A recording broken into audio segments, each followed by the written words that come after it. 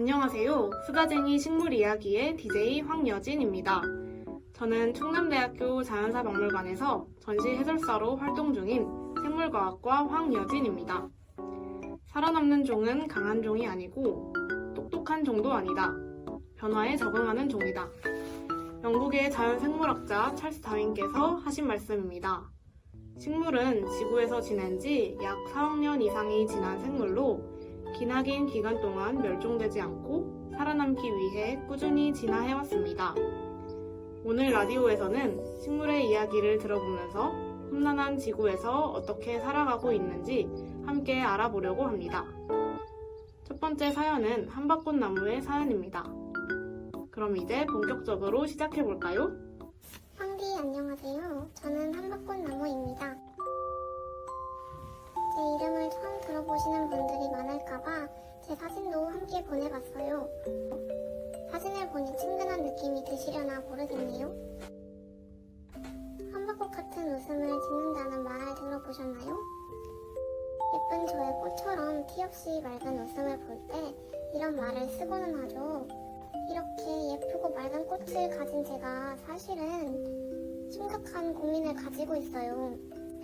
우연히 지나가는 사람들의 이야기를 들었는데 식물은 열매가 밖으로 노출된 거시식물에서 시방으로 감싸진 속시식물로 진화하였다는 말을 들었어요. 그런데 저는 거시식물의 특징과 속시식물의 특징을 모두 가지고 있어요.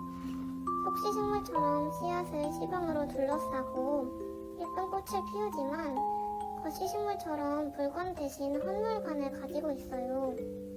저를 속시식물이라고 하는 게 맞는 걸까요? 갑자기 저의 정체성에 혼란이 온 요즘입니다. 저를 속시식물이라고 할 수 있을까요? 황디의 의견을 듣고 싶어요. 네, 한박꽃나무의 사연을 들어보았는데요. 한박꽃나무의 고민을 해결해주고 싶어서 식물의 진화에 대해 열심히 공부해왔어요. 식물은 어떻게 지구 환경에 적응하게 되었을까요? 물속에 살던 녹조류가 육지로 올라오면서 단순한 모습의 이끼, 선태류가 되었고 물기가 많은 습지에 살던 선태류가 관다발 조직을 가지면서 관다발 식물이 되었습니다. 관다발 식물은 포자식물과 종자식물이 해당하는데 종자식물은 씨앗이 겉으로 드러나 있는 거시식물에서 씨앗을 시방으로 둘러싸 보호하는 속시식물로 진화하였습니다. 이렇게 진화하는 과정을 보여주는 식물이 바로 원시 피자식물, 원시 속시식물인데요. 바로 오늘 사연의 주인공 한박꽃나무가 이 원시 속시식물에 속한답니다. 원시 속시식물은 속시식물이지만 거시식물의 모습도 가지고 있어서 식물 진화의 흔적을 볼 수 있습니다. 한박꽃나무가 속하는 목련목의 식물들은 헌물관을 가지거나 꽃잎이나 수술이 나선형으로 배열되는 등의 원시적인 형질을 가지고 있습니다. 진화의 방향을 보여주는 식물이라니 정말 멋지지 않은가요? 이 소식을 들은 한박꽃나무가 고민을 털어내고 활짝 웃을 수 있었으면 좋겠습니다. 빨리 가고 싶으면 혼자 가라. 하지만 멀리 가고 싶다면 함께 가라.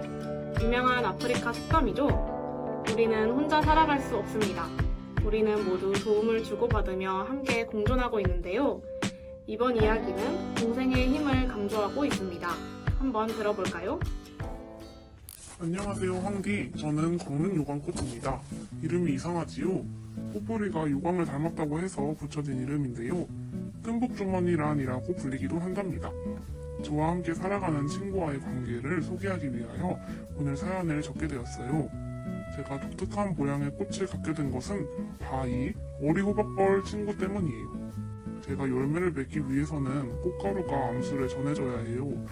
바로 이 오리호박벌이 그 과정을 도와준답니다. 더 많은 꽃가루를 퍼뜨리기 위해 오리호박벌을 확실하게 유혹해야 했어요. 머리를 꽁꽁 싸매고 고민한 끝에 함정을 만들어야겠다고 생각했습니다. 저의 예쁜 꽃을 보고 벌이 다가와서 꽃의 안쪽으로 들어오면 출구를 찾을 때까지 쉽게 꽃에서 나갈 수 없게 말이에요. 아래쪽에 큰 입구로 어리 호박벌이 들어오고 나면 꽃 안에서 꽃가루를 충분히 묻힌 다음에 위에 있는 작은 출구로 나가게 된답니다. 어리 호박벌과 함께 살아가기 위한 저의 전략, 좀 괜찮지 않나요? 황디와 청취자 여러분들께 제가 요강 모양의 꽃을 갖게 된 이유를 알려드리고 싶었어요. 그럼 안녕히 계세요. 어리호박벌을 유혹하기 위한 광릉 요강꽃의 이야기 잘 들어보셨나요? 광릉 요강꽃처럼 직접 짝을 찾아 나설 수 없는 식물들은 효율적으로 번식하기 위해 수분 매개자를 유혹하기 위한 방법이 다양합니다. 화려한 색깔의 꽃을 만들거나 꿀을 만들어 곤충을 유혹하기도 하고, 곤충의 모습을 흉내내기도 하고, 꽃가루의 모양을 바꾸기도 하면서 더욱 효율적으로 수분을 하기 위해 노력하고 있습니다. 이렇게 함께 살아가는 자연의 모습 정말 놀랍지 않은가요? 다음 사연을 들어보기 전에 광고 하나 듣고 가겠습니다. 충남대학교 자연사박물관에 인스타그램 계정이 있다는 거 알고 계신가요? 더보기란에 계정 링크를 올려두었습니다. 재미있는 자연사박물관 소식과 표본 설명에 관한 게시글이 주기적으로 업로드되고 있으니 많은 관심 부탁드립니다.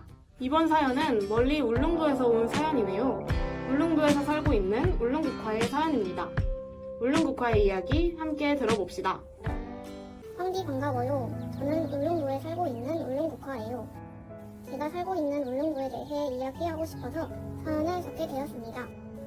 울릉도는 약 300만 년 전 해저 2000m에서 솟은 용암이 굳어져 만들어진 화산섬이에요. 육지와 한 번도 연결된 적이 없어서 근처 육지 지역과는 달리 독특한 자연환경을 가지고 있어요. 독특한 환경에 적응하다 보니 저와 같이 이곳에서만 살 수 있는 식물들도 많이 있답니다. 저희가 울릉도에서 사라지면 지구 어느 곳에서도 볼 수 없게 되는 것이라 많은 사람들이 관심을 기울여 주셨으면 하는 마음을 가지고 있었어요. 하지만 요즘 들어서 새로운 고민을 갖게 되었는데요. 최근에 아름다운 울릉도에 대한 관심이 커지면서 관광객들이 굉장히 많아졌답니다. 울릉도의 아름다움이 알려지는 것은 좋지만 육지에서 새로운 식물들이 사람들과 함께 들어오면서 저를 위협하고 있어요. 이러다가 저와 제 친구들이 자리를 잃고 세상에서 사라지는 것은 아닐까 걱정됩니다. 관심을 바라고 있었지만 막상 사람들이 많이 찾아오자 두려움이 커지고 있어요. 황디, 좋은 방법이 없을까요? 네, 독특한 자연환경의 울릉도에서 살고 있는 울릉국화의 이야기도 들어보았습니다. 울릉국화처럼 울릉도에서만 살아갈 수 있는 식물을 울릉도 특산식물이라고 하는데요. 울릉도에는 총 36종이나 되는 특산식물이 살고 있다고 합니다. 그 지역의 기후와 토양 조건에 맞추어 생김새와 습성을 바꿔왔고 결국 다른 지역에서 볼 수 없는 고유한 모습이 된 것이죠. 서식지가 제한되고 개체수가 적다 보니 특산식물은 대부분 멸종위기종에 해당합니다. 무분별한 관광과 개발은 특산식물을 더욱 벼랑 끝으로 몰아내는 것이 아닐까 생각합니다. 울릉도에서 살아가는 생물들과 공존하여 살 수 있는 방법이 없을지 다음 세대에게 소중한 울릉도의 모습을 물려주기 위해 어떤 노력을 해야 할지 계속해서 고민해보아야 할 것 같습니다. 어떻게 하면 울릉국화와 친구들이 안전하게 울릉도에서 오래오래 살아갈 수 있을까요? 청취자 여러분들도 함께 고민해보셨으면 좋겠습니다. 이번엔 다름나무가 소식을 보내왔습니다. 꼭 하고 싶은 말이 있다고 하는데요.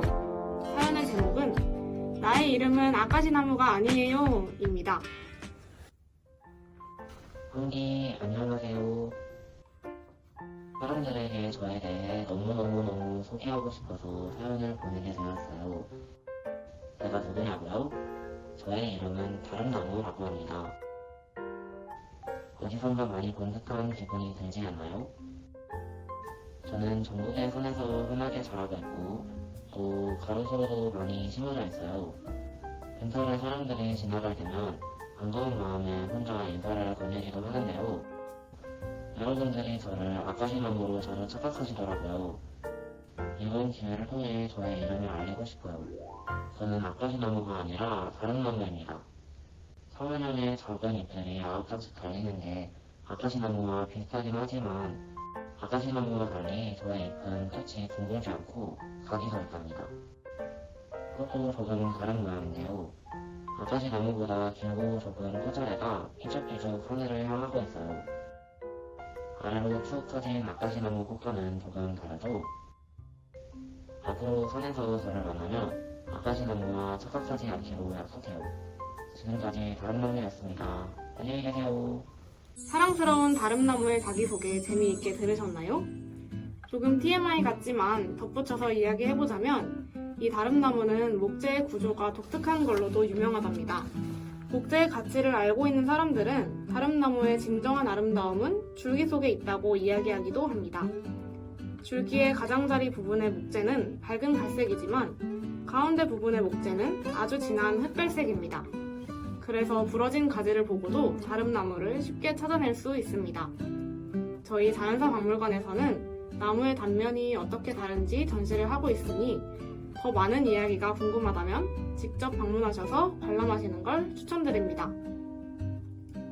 이 사연을 듣고 나니 김춘수 시인의 꽃이라는 시가 떠오르네요. 여러분들도 누군가에게 잊혀지지 않는 하나의 의미 있는 존재가 되길 바라본 적이 있지 않나요? 식물들도 같은 마음인가 봐요.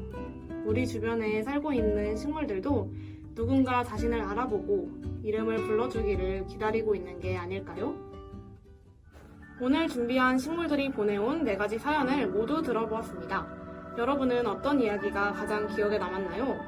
귀여운 식물들의 수다가 여러분의 기억에 오래오래 남았기를 기대합니다. 더 많은 사람들이 식물의 이야기에 궁금증을 가지고 함께 수다를 떨 수 있었으면 좋겠습니다. 오늘도 이야기 들어주셔서 감사합니다. 지금까지 수다쟁이 식물 이야기 황디였습니다.